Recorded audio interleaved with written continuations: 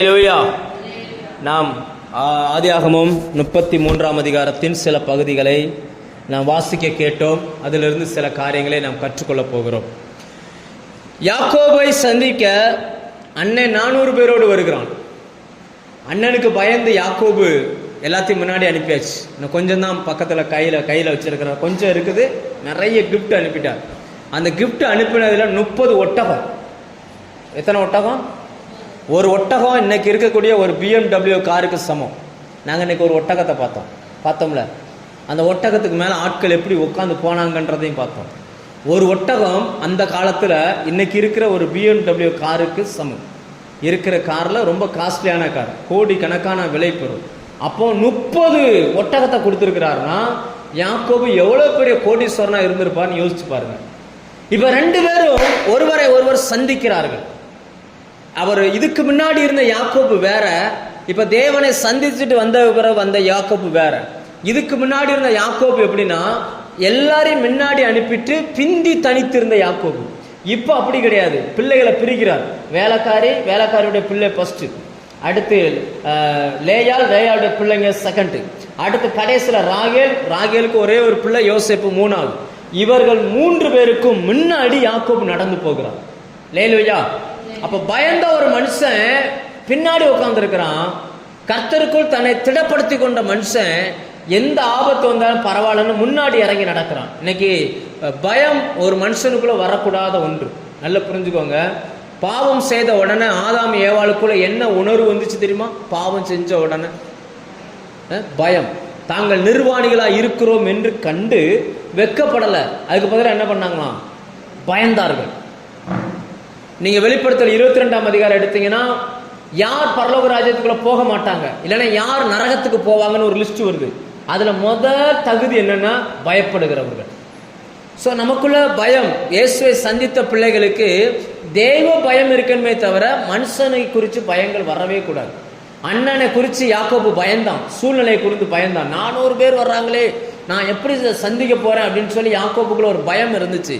ஆனா எப்போ தேவனை சந்திச்சுட்டு வந்தாரோ அதுக்கப்புறம் அந்த பயமெல்லாம் வெளியில போயிடுச்சு. இப்ப தைரியம் வந்துருச்சு. 400 பேரோட வருகிறார். இந்த மனுஷன் தனி ஆளா முன்னாடி போய் நிக்கிறார் பாருங்க. பின்னாடி பெண்கள், குழந்தைங்க எல்லாம், ஆடு மாடு எல்லாம் பின்னாடி நிக்குது. யாக்கோபு போய் தைரியமா போய் நிக்கிறார். பொதுவா சொல்லுவாங்க, எல்லா ராஜாக்களுக்கும் அலெக்சாண்டர்னு ஒருத்தர் இருந்தார். உலகத்தின் பெரும் பகுதியை ஜெயித்த மனிதன். 3/4 பாகத்தை ஜெயிச்சுட்டாராம். 33 வயசுல 3/4 பாகத்தை ஜெயிச்சுட்டாராம். இந்தியாவுக்கு லாஸ்டா படையெடுத்து வரும்பொழுதுதான் வியாதிப்பட்டு மரித்து போகிறார். அப்ப அவரை சொல்லும் போது என்ன சொல்லுவாங்கன்னா, அலெக்சாண்டர் தி கிரேட் அப்படிம்பாங்களாம். அப்படின்னா அவரை போல சிறந்த ஒரு படைத்தலைவன், ஒரு ராஜா அப்புறம் இல்லை அந்த போர்க்கலையில. அவர் என்ன செய்வாங்கன்னா, எல்லா ராஜாக்களும் என்ன பண்ணுவாங்கன்னா முன்னாடி எல்லாரையும் அனுப்பிட்டு இவங்க பின்னாடி போவாங்க. போய் சில நேரங்களில் நம்ம டிவிகளெல்லாம் பார்ப்போம்ல, இந்த பொங்கல் வெட்டுங்கள் அப்படின்னு இங்கிருந்து ஒருத்தர் சத்தம் போடுவார். முன்னாடி ஒரு படைகள் ஓடும், குடுன்னு ஓடும். அப்புறம் குதிரையில போறவன் போவான், அப்படியெல்லாம் போவாங்க. ஆனா இந்த அலெக்சாண்டர் அப்படி பண்ண மாட்டாராம். அவர் என்ன தெரியுமா சொல்லுவாராம், நான் முன்னாடி போறேன், ஏன் பின்னாடி நீங்க வாங்க அப்படிமா. இந்த ராஜா அவர் முன்னாடி போறதை பார்த்த உடனே கீழே இந்த பின்னாடி வர்றவங்களுக்குலாம் ஒரு பெரிய தைரியம், நம்ம ராஜா போறாராம் முன்னாடின்னு சொல்லி அவங்களுக்குள்ள எக்ஸ்ட்ரா ஒரு பவர் வந்துடும். அதை தான் யாக்கோபு இந்த பண்ணுகிறார். அது வரைக்கும் பிந்தி தனித்திருந்த யாக்கோபு துணிந்து முன்னாடி போக ஆரம்பிக்கிறார். போய் ஏசாவை சந்திக்கிறார். சந்திச்சு 7 தடவை தரை மட்டும் குனிந்து வணங்கினார். எத்தனை தடவை? 7 தடவை தரை மட்டும் குனிந்து வணங்கி இருக்கிறான். நான் செஞ்சது தப்பு, என்னை மன்னிச்சிருங்க. நான் உன் பேரை சொல்லி சொத்தை வாங்கினது உண்மை, ஆனால் ஒன்று கூட நான் அனுபவிக்கல, எல்லாமே நீ தான் அனுபவிச்சிருக்கிற, தயவு செய்து என்னை மன்னிச்சிருன்னு சொல்லி 7 முறை குனிந்து குனிந்து குனிந்து வணங்கியிருக்கிறார்.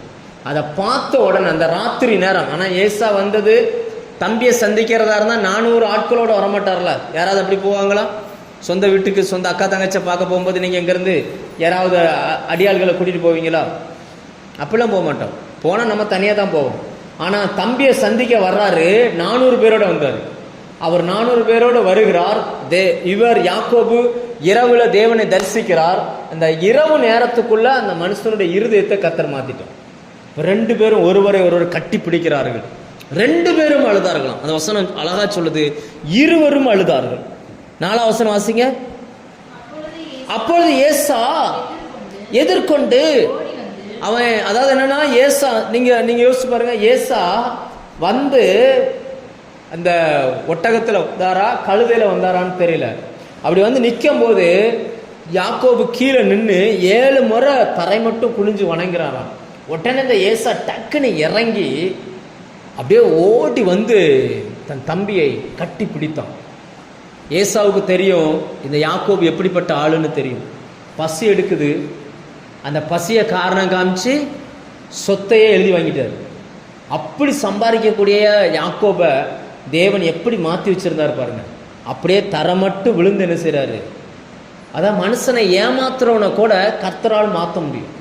அப்படி சம்பாதிக்கக்கூடிய ஆளு. அதாவது 2 பேருக்குமே பசி, ஏசாவுக்கும் பசி, யாக்கோபுக்கும் பசி. ஆனா ஒரு மனுஷன் பசியை பொறுத்து கொண்டான், ஒரு மனுஷனால என்ன செய்ய முடியல சொல்லுங்க. ஒரு மனுஷனால பசியை பொறுக்க முடியல. ஒரு மனுஷன் அந்த பசியை யூஸ் பண்ணி அவங்ககிட்ட இருக்கிற சேஷ்ட புத்திர பாகத்தை வாங்கிட்டான், ப்ராமிஸ் பண்ணுன்னு சொல்லி. இப்போ இதெல்லாம் ஏசா நினைச்சு பார்க்குறான், இப்படி இருந்த மனுஷனாடா இப்படி மாறிட்டான் அப்படின்னு சொல்லி சடக்குன்னு இறங்கி ஓடி வந்து அப்படி கழுத்தை கட்டி பிடித்து அவனை முத்தம் செய்கிறான். உடனே இருவரும் அழுதார்கள். அப்படித்தானே இருக்குது.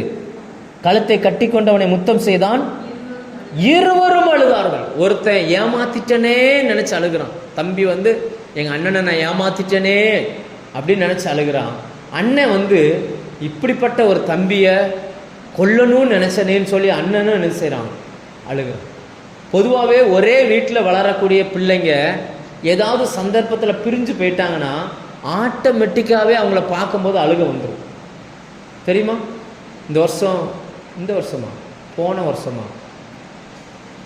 போன ஈஸ்டருக்கா, போன ஈஸ்டருக்கு இமான் மும்பையில் இருந்தானா, இமான் மும்பையில் போன ஈஸ்டருக்கு இருந்தானா, புது வருஷத்துக்கு இருந்தானா, இப்போ இல்லை, போன வருஷம் ஏதோ ஒரு சந்தர்ப்பத்தில் அவன் பாம்பேல இருக்கிறான். நம்ம இங்கே ஆராதனை முடித்த உடனே வீடியோ கால் வந்துட்டான். புது வருஷத்துக்கு தான் நினைக்கிறேன், புது வருஷத்துக்கு தானே. அப்படியே உட்காந்து ஆண்ட்ரூஸ் பேசிக்கிட்டே இருந்தான், அப்படி நக்கல் பண்ணிகிட்டே இருந்தான். திடீர்னு அழுதுட்டான். நீங்கள் யாராவது கவனிச்சிங்களா? அதை கவனிக்கல. திடீர்னு அழுதுட்டான். அவன் தம்பியை பார்த்து அவன் வீடியோ காலில் பார்க்குறான். ஏன்னா ஒரே வீட்டில் அது வரைக்கும் ஒன்றா வளர்ந்தவங்க, ஹாஸ்டலில் படித்தாலும் ஒன்றாவே படித்தாங்க, எங்கே போனாலும் ஒன்றாவே போவாங்க. ஏதோ சில காலம் அவன் பாம்பே போயிட்டான், இவன் இங்கே தனியாக இருக்கிறான். புது வருஷத்துக்கு ஹாப்பி பர்த்டே, அவன் ஹாப்பி நியூ இயர் அப்படின்றான். அவனுக்கு சரியாகவே சொல்லவும் வராது. அவன் என்னத்தையும் ஒன்று சொல்கிறான், இவனு ஏதோ பேசுகிறான், எங்கிட்டெல்லாம் இதை காட்டுறான், எல்லாரும் ஹாய் ஹாய் ஹாய்ன்றாங்க. இவன் தன்னையும் மறந்து அழுதுட்டு அப்புறம் இப்படி தொலைச்சிட்டான். எதுக்காகனா இது வந்து ரத்த சம்பந்தமான உறவு. பார்க்காத நபர் 20 வருஷம் கழித்து தன் தம்பி சகோதரனை பார்க்குறான். ஓடி போய் அப்படி கட்டி பிடிக்கிறான். கட்டி பிடிக்கும் பொழுது அந்த கொலை செய்யணுன்ற அந்த எண்ணம் அவனை விட்டு வெளியில் போயிடுச்சு. சார் நான் போய் நம்ம அண்ணனை ஏமாத்திட்டோமேன்ற அந்த எண்ணமும் அவனை விட்டு கம்ப்ளீட்டாக வெளியில் போயிடுச்சு. 2 பேரும் மனம் திரும்பினார்கள். இதுலேருந்து நம்ம என்ன தெரிஞ்சுக்கிறோம்னா, உங்கள் எதிரிகள் வர்றாங்கன்னா அவங்கள சந்திக்கைக்கு முன்னாடி முதல்ல ஜெபம் பண்ணுங்க. ஜெபம் பண்ணி தேவ சமூகத்தில் ஜெபம் பண்ணிட்டு போங்க. உங்களை அழிக்கணும்னு நினைக்க வரவன் கூட அழிக்கணும்னு நினைக்க மாட்டான், உங்கள் மேலே அன்பு காட்டிட்டு போயிடுவோம். நான் சொல்ல எத்தனை பேருக்கு புரியுது? உங்களை அழிக்கணும்னு வர்றவன், உங்களை ஆகாதவன் கூட நீங்கள் ஜெபம் பண்ணிட்டு போங்க, ஆண்டவர் அவனுடைய இருதயத்தையே மாற்றிடுவார். நீங்கள் யோசிச்சு பாருங்க, தம்பியை பார்க்க 400 பேரோட வரான். 400 பேரோட வர வேண்டிய அவசியமே இல்லை. அவன் வரலாம், இல்லைன்னா ஒரு 10 பேரை கூப்பிட்டு வரலாம், இல்லை 2 பேரை கூப்பிட்டு வரலாம், அந்த ஊர் பெரிய மனுஷனை கூட்டிகிட்டு வரலாம். எதுவுமே இல்லை, சம்பந்தமே இல்லாமல் 400 பேரை கூட்டிகிட்டு வந்தான். யாக்கோபுக்கு பயம், நம்மளை கொன்னே போடுவோம், ஒருத்தனை கூட உயிரோடு வைக்க மாட்டான்னு பயம். அந்த ராத்திரியில் கர்த்தரை சந்திச்சார் பாருங்க. உடனே ஏசாவின் இருதயத்தை கர்த்தர் மாற்றுகிறார். அல்லேலூயா. நம்முடைய எதிரிகள் நமக்கு விரோதமாக எழும்புறாங்கன்னா நீங்கள் ஒன்றுமே பண்ணாதீங்க. தேவ சமூகத்தில் போய் தேவனை தரிசிங்க, ஜெபம் பண்ணுங்க, கர்த்தருக்கு சொல்லுங்க, கர்த்தர் காரியங்களே வாய்க்கப்படும். அல்லேலூயா. கர்த்தர் மாற்றுவார், நமக்கு சாதகமாக எல்லாத்தையும் மாற்றிடுவார். நீங்களாம் முயற்சி பண்ண நடக்காது, நமக்கு சாதகமாக. அப்போ உடனே அடுத்து கேட்குறாரு, உன் பின்னாடி நிற்கிறவங்களாம் யாரு அப்படின்றார் ஏசா. உடனே சொல்கிறான், கர்த்தர் எனக்கு தந்த பிள்ளைகள். ஒவ்வொருத்தங்களாக வந்து கும்பிடுறாங்க. முதல்ல வேலைக்காரி பிள்ளை, அடுத்து லேயாளுடைய பிள்ளை, அடுத்து ராகேலுடைய பிள்ளை. எல்லாரும் வந்து ஏசாவை கும்பிட்ட உடனே ஏசாவினுடைய இருதயமே மாறுது. அடுத்து கேட்காரு, எனக்கு முன்னாடி போச்சே அதெல்லாம் எதுக்கு அப்படின்னு கேட்குறாரு. உடனே யாக்கோபு சொல்கிறார், இதெல்லாம் உங்களுக்கு தான் நான் கொடுக்குறேன். அவன் சொல்கிறான், ஏய் என்கிட்ட நிறைய இருக்குது, அப்பாக்குள்ள சொத்தெல்லாம் எனக்கு தான், எனக்கு எதுக்கு இது வேண்டாம், நீயே வச்சுக்கோ அப்படின்னு. இவன் சொல்கிறான், இல்லை இல்லை இல்லை இல்லை, எல்லாம் உங்களுக்கு தான், வச்சுக்கோங்க, வாங்கிக்கோங்க. ஆண்டவர் கர்த்தருடைய கண்கள், அதாவது என்னென்னா கடவுள் போல உங்களை பார்த்ததே எப்படி தான் இருக்கான். அவர் சொல்கிறாரு, உங்கள் முகத்தை பார்த்ததே கடவுளை பார்த்தது போல இருக்கு. எத்தனை வசனம் வருது அது? உங்கள் முகத்தை கண்களில் எனக்கு 10ஆம் வசனம், 10வது வசனம் வாசிங்க. அதற்கு யாக்கோபு, அப்படி அல்ல, கண்களில் தயவு கிடைத்ததே, ஆனால் என் வெகுமதி என் கையிலிருந்து ஏற்றுக்கொள்ளும். நீங்க என் மேல பிரியம், நீ என்கிட்ட பேசிட்டனே அது போதுனே, வேற ஒன்றும் எனக்கு தேவையில்லை அப்படின்னு.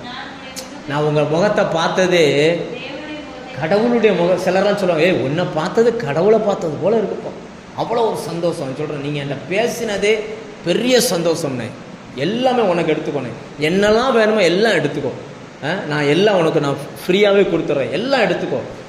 ஏசா எவ்வளவோ முயற்சி பண்ணுறாரு, வேண்டாம் வேண்டாம், ஆனால் யாக்கோபு விடவே இல்லை, கட்டாயமாக அவருடைய கரத்தில் கொடுத்துட்டார். இப்போ 2 பேரும் சமாதானம் ஆகிட்டாங்க. இப்போ 2 பேரும் என்ன ஆகிட்டாங்க? அதான் வசனம் சொல்லுகிறது, ஒருவனுடைய வழிகள் தேவனுக்கு பிரியமா இருந்தால் சத்துருக்கள் கூட சமாதானம். ஒருவனுடைய வழிகள் தேவனுக்கு பிரியமா இல்லைன்னா ஒரே வீட்டுக்குள்ள இருந்தாலும் சண்டை வந்துடும். ரைட்டா? ஒருவனுடைய வழிகள் தேவனுக்கு பிரியமா இருக்கணும், கர்த்தருக்கு பிரியமா இருந்தா எதிரி கூட நம்மளோட வந்து என்ன பண்ணுவாங்க? சமாதானமாய் மாறிக்கொள்வார்கள். நீங்க யோசிச்சு பாருங்க. அடுத்ததா அந்த ஏசா சொல்லுகிறார், வா நம்ம 2 பேரும் சேர்ந்து போவோம் அப்படின்னு. அப்போதான் யாக்கோபு சரியான ஒரு பதிலை சொல்லுகிறார். இங்க பாருங்க, என்கிட்ட இருக்கிறதெல்லாம் கரவலான ஆடு, எல்லாம் குட்டி குட்டி ஆடு, பால் கொடுக்குற கண்ணுக்குட்டி, சின்ன பிள்ளைங்க. நான் வேகமாக வந்தேன்னா உன் வேகத்துக்கு என்னால் நடக்க முடியாது, நீ முன்னாடி போ. நான் வேகமாக வந்தேன்னா இவங்களுக்கெல்லாம் ஆபத்தாயிரும், நீ போ, நான் என்ன செஞ்சிருவேன்? மெதுவாக வாரேன். அப்போ நம்ம இதுலேருந்து நம்ம என்ன தெரிஞ்சுக்கிடணும்னா, நம்ம சூழ்நிலை என்னன்றதை நமக்கு தெரியும்.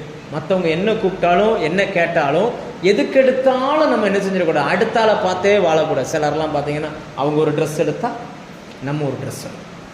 அதெல்லாம் சிலர்லாம் எங்கே போனாலும் பக்கத்து வீட்டுக்காரங்களை கூட்டிகிட்டு தான் போவாங்க, ஜவுளி வாங்க. இவங்க ஜவுளி வாங்கினா இவங்கள நினச்சிவாங்க. முந்தியெல்லாம் ஒரு 10 வருஷத்துக்கு முன்னாடிலாம் இவங்க படம் பார்க்க போனோன்னா பக்கத்து வீட்டுக்காரன் படம் பார்க்கணும், அப்போனா தான் இவங்க நினச்சிவாங்க. ஏக்க போமா, சினிமா போமா, பாக்கியராஜ் படம் போட்டுருவாங்க. இதில் இப்போ இல்லை, கிராமங்களில் நம்ம ஆளுகள்லாம் இப்போ நம்ம ஊரில் தேட்டரே கிடையாது. பழைய கிராமங்கள்லாம் பார்த்தீங்கன்னா, நான்லாம் சின்ன பிள்ளையாக இருக்கும்போது பனங்குடிக்கு போகும்போதெல்லாம் எங்கள் பெரியம்மா அங்கே பனங்குடியில் ஒரு ஓட்ட தேட்டர் ஒன்று உண்டு. எங்கள் பெரியம்மாலாம் அந்த லைனில் இருக்க 5-6 பேர் குடும்பத்தை கூப்பிட்ருவோம். படத்துக்கு போகும்போது இன்னைக்கு எம்ஜிஆர் படம் போட்டிருக்காங்கண்ணா, பாக்கியராஜ் படம் போட்டிருக்கேன். பாக்கியராஜ் படம்னா அந்த பெண்களுக்கு ஒரு அந்த காலத்தில் ஒரு இது, போவோம் கிளம்புங்க அப்படின்றாங்க. அப்போ ஃபேமிலியாக சேர்ந்து போவாங்க. ஆமாம், அப்படியே போயிடுவாங்க. அப்படிப்பட்ட ஒரு காலங்கள்லாம் இருந்துச்சு. நான் சொல்ல புரியுதா? இப்போ அண்ணன் ராசி ஆயிட்டார். அண்ணன் ராசியான சொல்றாரு, வா நம்ம போவோம் அப்படின்றாரு. உடனே அண்ணன் தனியாளு ஒண்டி கட்டியா வந்திருக்காரு. கூட மனைவி பிள்ளைகள் யாருமே வரல. கூட வந்திருக்கிறது 400 பேரும் பெண்கள், 400 பேர் ஆண்கள். ஆனால் யாக்கோபு சொல்றாரு, இல்லை நீங்க போங்க, என்கிட்ட இருக்கிற என் ஆடு மாடெல்லாம் பால் குடிக்கக்கூடியது, என் மனைவி பிள்ளைகள்லாம் சின்ன சின்ன பிள்ளைங்க, உன் கூட என்னால் வேகமாக வர முடியாது, நிப்போ நான் பின்னாடியே என்ன செஞ்சிடறேன் வந்துடுறேன். தன் குடும்பத்தின் மேலே எவ்வளவு அக்கறையாய் கரிசனையாக அவர் இருக்கார். அவர் இருந்துட்டு அப்படி போக ஆரம்பிக்கிறார். அப்போ இவர்கள் போகிறார்கள். அவர் அங்கே போயிட்டாரு, இவர் தனியாக போய் என்ன பண்ணிட்டாராம்? ஒரு இடத்துல கூடாரம் போட்டார். பைபிள் சொல்லுகிறது, பைபிளில் இந்த இடத்துல தான் ஃபஸ்ட்டு வீடு கட்டினாராம். முதல்ல பைபிளில் வீடு கட்டின முற்பிதாக்களில் இவர் தான் ஃபஸ்ட்டு வர்றார். யாக்கோபு தனக்கு ஒரு வீடை கட்டினார். ஒரு வீடை கட்டுறார். வீடை கட்டி அந்த இடத்துக்கு பேர் சுக்கோத்துன்னு பேர் வைக்கிறார். என்னவா? சுக்கோத், தற்காலிக கூடாரம். அந்த கூடாரத்தில் குடியிருக்க ஆரம்பிக்கிறார். அப்பொழுது ஒரு இடத்தை வாங்குகிறார். அந்த இடத்தை வாங்கிட்டு ஒரு பலிபீடத்தை கட்டுகிறார். சொந்தமாக பணம் கொடுத்து ஒரு இடத்த வாங்கி அந்த இடத்துல ஒரு பலிபீடத்தை கட்டுகிறார். அந்த பலிபீடத்துக்கு பேர் ஏல் எல்லோகே இஸ்ரேல். நம்ம பாட்டு படிக்கிறோம்ல, ஏ எல்லோஹி அப்படின்னு சொல்கிறோம்ல, அப்படின்னா என்னென்னா இம்மட்டும் என்னை விடுதலையாக்கி, அதாவது அடிமையாக இருந்து என்னை விடுதலையாக்கி அரசாளுகிறவனாய் கர்த்தர் மாற்றி வச்சுட்டார். உடனே அந்த பலிபீடத்தை கெட்டி சொல்லுகிறார், என்னை அரசாளுகிறவனாய் மாற்றி வச்சுட்டீங்க அப்படின்னு சொல்லி. யாக்கோபினுடைய வாழ்க்கையை பாருங்கள். எதிரிகள் வரும் பொழுது நம்ம எப்படி நடந்துக்கிடணும், ரெண்டாவது அந்த எதிரி நம்மளோடு சமாதானம் ஆகிட்டா நம்ம எப்படி நடந்துக்கிடணும். சிலர்லாம் பார்த்தீங்கன்னு சொன்னால் சண்டை போட்டால் ஒரே சண்டையாக இருக்கும், சமாதானம் ஆகிட்டாங்கனாலும் ஒரே சமாதானம். பார்த்துருக்கீங்களா? சண்டை போட்டாங்கன்னா ஒருத்தருக்கு ஒருத்தர் முகத்தை பார்த்துக்கிட மாட்டாங்க, சமாதானம் ஆகிட்டாங்களா ஒரு ஆளை விட்டு ஒரு ஆளை என்ன செய்ய மாட்டாங்க. இந்த ரெண்டுமே தப்பு. நமக்கு நம்மளுடைய சூழ்நிலை தெரிஞ்சிருக்கணும், நம்ம குடும்பம் தெரிஞ்சிருக்கணும், நம்மளுடைய சபை எப்படிப்பட்டதுன்னு தெரிஞ்சிருக்கணும், நம்மளுடைய வாழ்க்கை எப்படின்றத நமக்கு தெரிஞ்சிருக்கணும். நம்மளுடைய விருப்பத்துக்காக நம்ம கூட இருக்கிறவங்களை யாரையுமே நம்ம கஷ்டப்படுத்திடக்கூடாது. யாக்கோபின் மூலமாய் நாம் இந்த காரியங்களை படிக்கிறோம். லேலுயா. யாக்கோபு தன் அண்ணனோடு சேர்ந்து நினச்சிருந்தா போயிருக்க முடியும். ஆனால் இவர் போகாமல் என்ன செய்கிறார் அப்படின்னாச்சுன்னா, தன் பிள்ளைகளை பார்க்குறார். இவங்களால எவ்வளோ முடியும் அப்படின்றத அவர் பார்க்குறார். பார்த்து தான் ஒரு முடிவு எடுக்கிறார். லேலுயா. நம்ம பிள்ளைகளால் எவ்வளோ முடியும், அதுக்கு என்ன சொல்லுவாங்கன்னா, விரலுக்கு ஏற்ற வீக்கம். எவ்வளோ முடியுமோ அவ்வளவுதான் நம்ம என்ன செய்யணும். அளவுக்கு அதிகமாக அந்த பிள்ளைகளை அவர் சொல்கிற, ஒரு நாள் விரட்டினோம்னா எல்லாம் செத்து போயிடுவாங்க அப்படின்ட்டு. அப்போ அவ்வளவு கவனமாய் தன் மந்தையின் மேலும் தன் குடும்பத்தின் மேலும் கவனமாக இருந்த ஒரு மனுஷனை கர்த்தர் கொண்டு வந்து எங்கே கொண்டு வந்துட்டார் அப்படின்னாச்சுன்னா, இப்போ ஒரு பெரிய ஏரியாவுக்கு கொண்டு வந்து ஒரு வீடை கட்டுகிறார், ஆடு மாடுகளுக்கு கூடாரம் போடுகிறார், தேவனுக்கும் ஒரு பலிபீடத்தை கட்டுகிறார். லேலுயா. நம்முடைய சார்பாய் நாம் பலிபீடங்களை கட்ட வேண்டும். நம்முடைய சார்பாய் ஜனங்கள் தேவனை ஆராதிப்பதற்கு நாம் எதையாகிலும் ஒன்றை செய்ய வேண்டும். நேற்றைய தினத்தில் நல்லபடியாக அந்த கேம்ப் முடிஞ்சிச்சு. பாஸ்டர் அங்கே போய்ட்டு நைட்டு எனக்கு இன்னைக்கு காலையில் பேசினார். நேற்று நைட்டு போயிட்டாங்க, இன்னைக்கு காலையில் பேசினார். ரொம்ப சந்தோஷம். நான் நினைச்சதை விட எதிர்பார்த்ததை விட நிறைய பிள்ளைங்க வந்திருந்தாங்க. நேற்று வந்தவங்களுக்கு தெரியும், கிட்டத்தட்ட ஒரு 52 பேர் வந்துட்டாங்க. ஆனால் நம்மக்கிட்ட இருக்கிற பிள்ளைங்க எத்தனை பேர்? 6 7. நான் சேர் போடும்போது கூட ஒரு 25 பேர் தான்ப்பா வருவாங்க. இந்த பக்கம் ஒரு 15 சேர் போடு, இந்த பக்கம் ஒரு 15 சேர் போடு. ஏன்னா அவ்வளோதான் வருவாங்க, நம்ம அவ்வளோதான் பார்த்தோம். ஆனால் என்ன, நாளே நாங்கள் ஊழியக்காரங்களாம் அங்கே உட்காந்து ஜெபம் பண்ணோம். ஜெபம் பண்ணதுனால நாம் நினைத்ததை பார்க்கிலும் 2 மடங்கு ஆண்டவர் ஆட்களை கொண்டு வந்தார். அதே போல் தான் யாக்கோபு அண்ணன் 400 பேரோடு வர்றான், பயப்படுறாரு. ராத்திரியே உட்காந்து தேவன்கிட்ட ஜெபம் பண்ணுறாரு, தேவனை சந்திக்கிறார். அதன் பிறகு பார்த்தீங்கன்னா கொல்லணும்னு வந்த மனுஷன் சமாதானமாக மாறி இப்போ ஆசீர்வதிச்சுட்டு அவர் போயிட்டார். லேலுயா. நம்முடைய வாழ்க்கையும் நாம் இப்படி அமைத்துக் கொள்வோம். கர்த்தர் நம்மை ஆசீர்வதிப்பார். ஜெபம் பண்ணுமா?